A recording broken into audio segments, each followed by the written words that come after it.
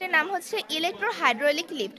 Hydraulic lift হলো এমন একটি প্রসেস যে প্রসেসের মাধ্যমে কোনো তরল কিংবা কোনো বায়বীয় পদার্থের মাধ্যমে একটা চাপ সৃষ্টি করা হয়, প্রেসার এবং ভ্যাকুয়ামের মাধ্যমে একটি ভারী বস্তুকে ওঠানামা করানো যায়।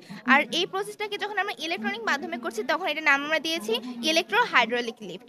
এটা হচ্ছে গিয়ে যখন আমরা এখানে বাতাসটাকে টানছি তখন এখানে বাতাসে একটা ভ্যাকুয়াম তৈরি হচ্ছে যার মাধ্যমে এটা লিফটে উপরে উঠে আসলো।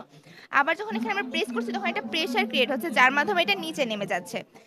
এখন এই ব্যাপারটাকে আমরা যদি মানুষ কোনো কাজ করে তখন তার জন্য এই ব্যাপারটা খুবই কষ্টসাধ্য হয়ে যায়। এখন মানুষের কষ্টকে লাঘব করার জন্য আমরা এখানে একটি স্বয়ংক্রিয় মেশিন ইউজ করেছি, যেখানে আমরা যদি সুইচটাকে অন করি তাহলে এখানে এই মোটরটা ঘুরতে থাকবে। এখন এই ঘুরতে ঘুরতে এই সুতাতে একটা টান সৃষ্টি করবে যার ফলে এটা এদিকে এসে পড়বে এবং আমাদের ভারটা উপরে উঠে যাচ্ছে।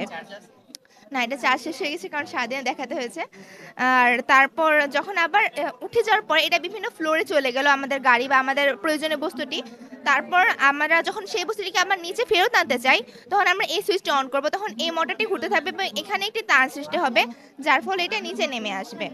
এটা যখন আর এটা মূলত দেখা যায় বিভিন্ন বহির্বিশ্বে বিভিন্ন বহুতল ভবনে কিংবা শপিং মলে দেখা যায়।